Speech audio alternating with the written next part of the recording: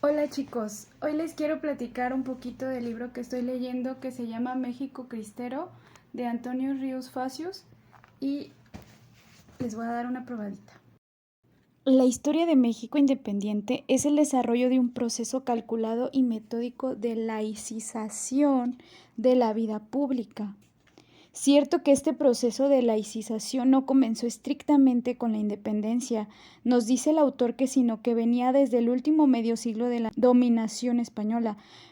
Dice, todavía Iturbide, consumador de la independencia nacional en su plan de Iguala en las bases constitucionales de 24 de febrero de 1822 y en el reglamento provisional político del Imperio Mexicano de 10 de enero de 1823, habla de la religión y de la religión católica, que sería la oficial del Estado, y de la autoridad de la Santa Iglesia, de su disciplina y de sus disposiciones conciliares.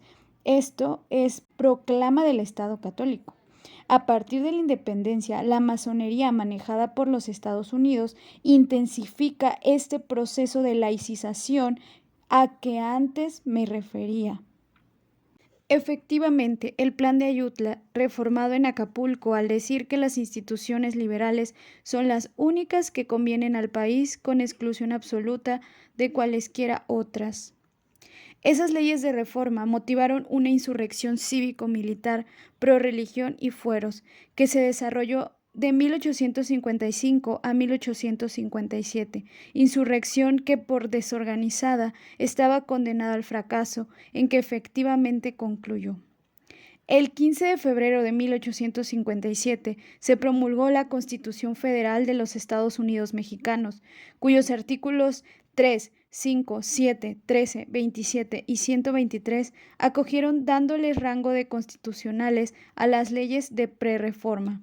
La Constitución de 1857 provocó como reacción la llamada Guerra de Reforma o de los 3 años, ganada por los liberales, gracias, como afirma Bravo Ugarte, a la superioridad de los recursos de los liberales, pues contaron durante casi toda la guerra con todas las aduanas marítimas y fronterizas, con las rentas locales de más de la mitad de los Estados Unidos, con las propiedades del clero nacionalizadas en las regiones por ellos dominadas, y con los bienes de los ricos que en las ciudades y en los campos eran ocupados o saqueados, a lo cual debe añadirse el apoyo eficaz de los Estados Unidos y la activa colaboración de la masonería, que unificaba a los liberales, les proporcionaba un constante servicio de información, tramaba conspiraciones contra el gobierno conservador y fomentaba la división en el ejército de este, ofreciéndoles a los jefes que defeccionaran pingües remuneraciones. Y como ya leí, pues en esta guerra de los 3 años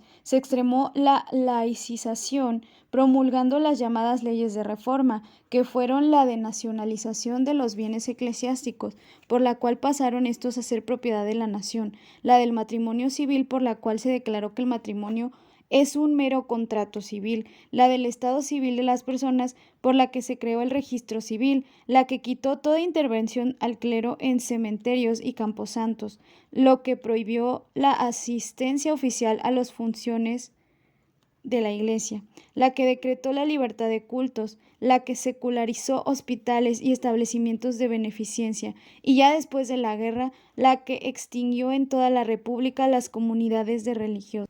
A pesar del triunfo de los liberales, aquí nos dice en el libro que en la guerra de reforma, la inconformidad del pueblo seguía manifestándose al modo y con la intensidad que las circunstancias permitían a quienes encabezaban aquella legítima oposición. Y ya para ir concluyendo esta probadita nos dice que estas guerrillas que siguieron a la guerra de reforma, nos dice que siguió y que hubo una intervención francesa porque pues las personas que querían que no existiera un gobierno liberal en México por estas leyes de reforma tan arbitrarias, por la Constitución, que era una imposición en realidad. Entonces, pues pidieron ayuda a los franceses, ayuda a Europa, y los liberales pidieron ayuda a Estados Unidos. pero en esas guerrillas ganaron los conservadores que pidieron ayuda a los franceses. Entonces, pero cuando ganaron y pusieron en la corona a Maximiliano de Habsburgo, ahí pues no funcionó porque resulta que lo primero que hizo él al venir a México fue ratificar las leyes de reforma, que eran precisamente la causa de la división de los mexicanos que se trataba de extirpar. Entonces, no funcionó. Y entonces dice que otra vez también con la ayuda de los Estados Unidos, los liberales derribaron entonces el imperio mexicano. Y pues esta victoria de los liberales fue definitiva. México fue a partir de entonces una república federal absolutamente laica. La depresión social que siguió a la reforma fue exacerbada por las dictaduras de Juárez y de Lerdo de Tejada, que extremaron las represalias personales y la aplicación de las leyes de reforma. Cuando aquí también ya mencionan a Díaz. Díaz, en cambio, al instaurar su propia dictadura, comprendió que no era adecuada la política seguida por Juárez y Lerdo de Tejada y procura suavizar los procedimientos sin desistir del propósito fundamental. Se ha dicho que don Porfirio dejó de aplicar las leyes de reforma y no es verdad. Las leyes de reforma ya estaban aplicadas, el Estado era laico y el poder social de la Iglesia estaba definitivamente quebrantado.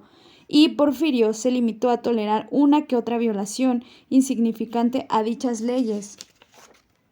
Y pues dice aquí que de haber sido castigada, pues hubiera provocado alteraciones innecesarias en la paz porfiriana. Entonces nos dice, en otras palabras, don Porfirio no curó las heridas que en el cuerpo social produjeron las leyes de reforma. Se limitó a inyectarse a la sociedad católica que gobernaba para calmar el dolor que sufría.